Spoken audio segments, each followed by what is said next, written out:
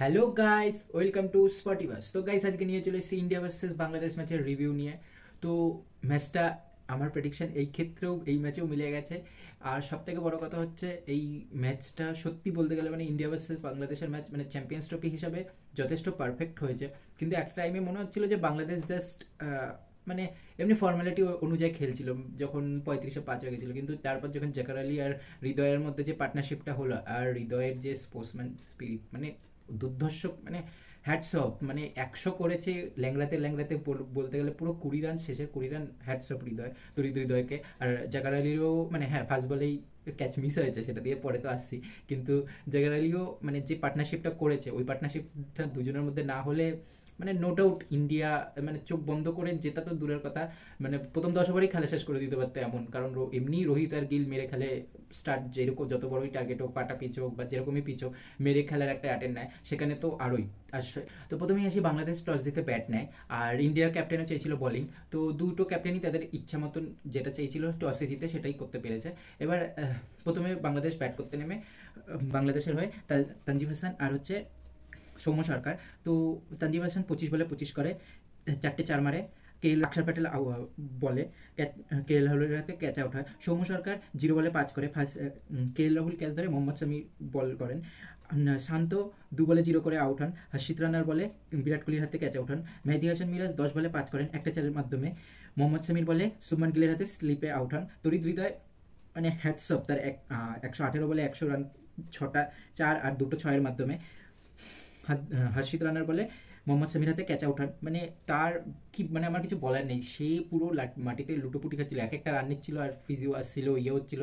তারপরেও টেনে টুনে 100 রান করেছে, টিমকে একটা সম্মানজনক ফাইটিং টোটালে নিয়ে গেছে। কারণ কোথাও না কোথাও ইন্ডিয়া সেটা চেস করতে অনেকটা টাইম টেনে নিয়েছে। ঠিক আছে, মুশফিকুর রহিম 1 বলে 0 করেন।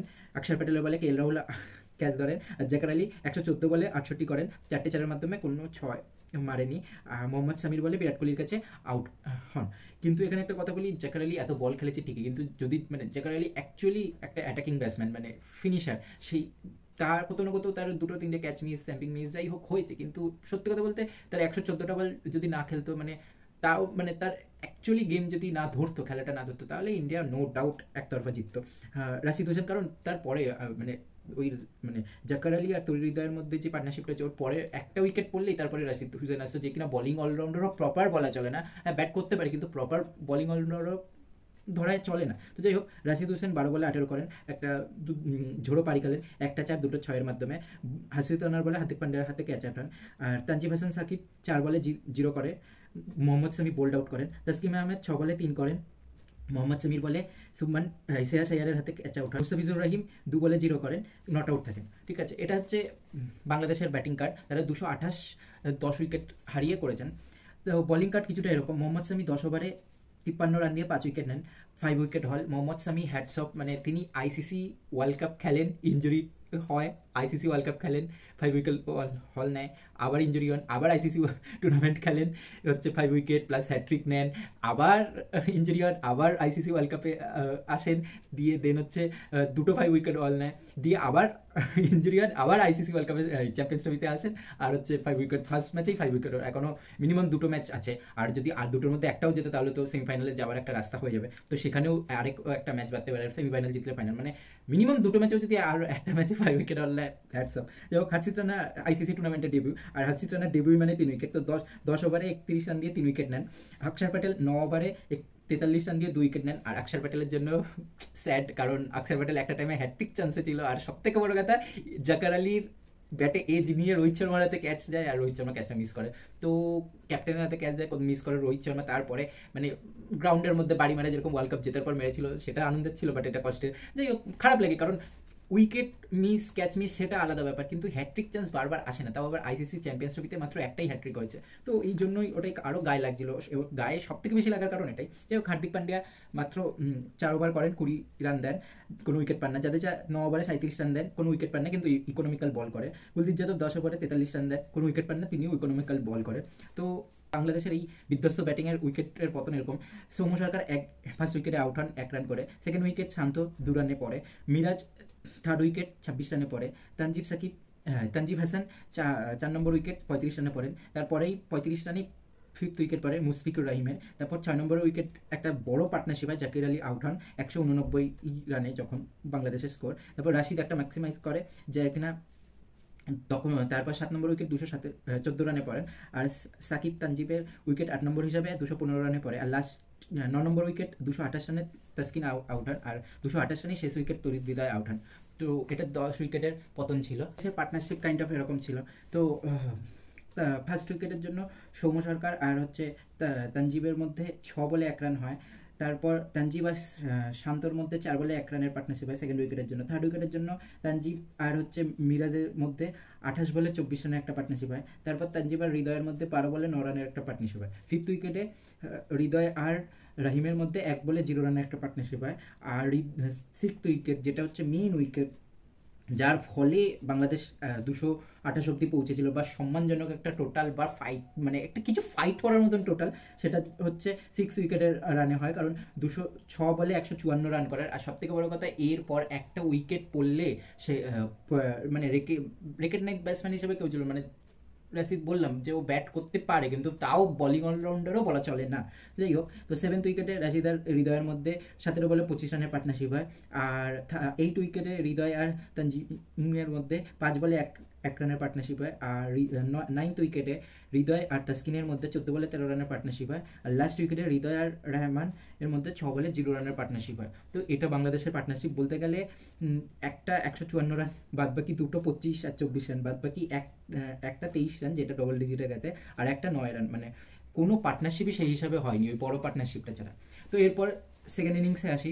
ভারত 229 রানে রান চেস করছিল। তো প্রথমে ব্যাটে নেমে রোহিত শর্মার গিল একটা দুর্দর্শ শুরু করে। তো রোহিত শর্মা 41 বলে 36 রান করে, 7টা 4 মারেন। আর রাশিদের হাতে ক্যাচাটর আর তাসকিনের বলে শুভমান গিল 129 বলে 101 রান নট আউট যান, ম্যাচ জিতিয়ে যান। ঠিক আছে, 100-এর দলেই আমরা জিতেছি।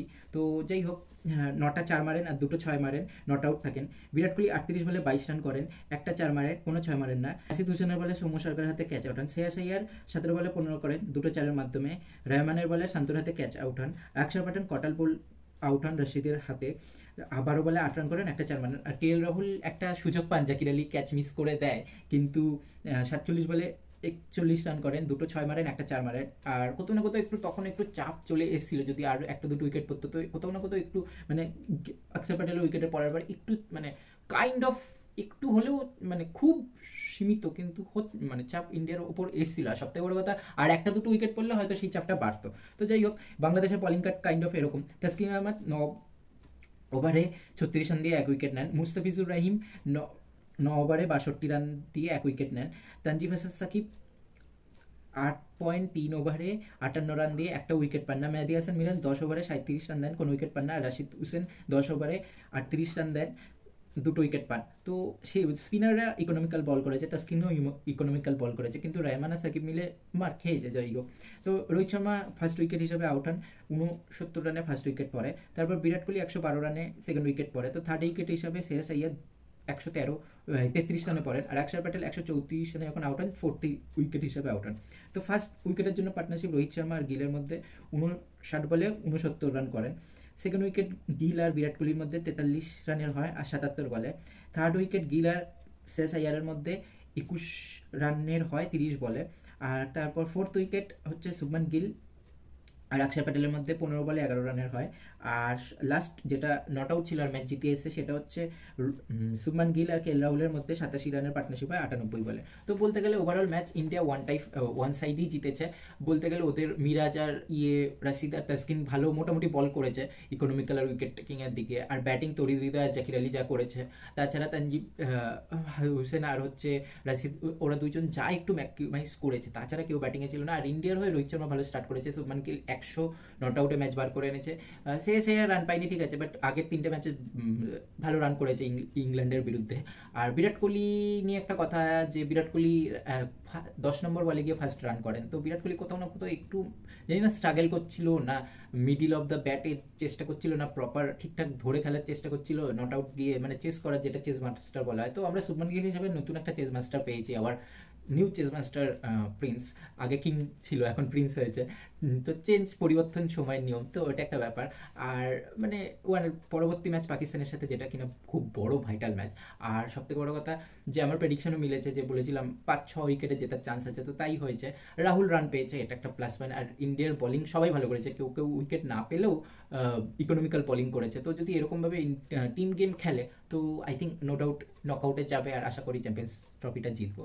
তো গাইস, এটা ছিল হচ্ছে বাংলাদেশ ভার্সেস ইন্ডিয়ার রিভিউ। আপনারা সঙ্গে থাকুন, সাথে থাকুন স্পটিফাই।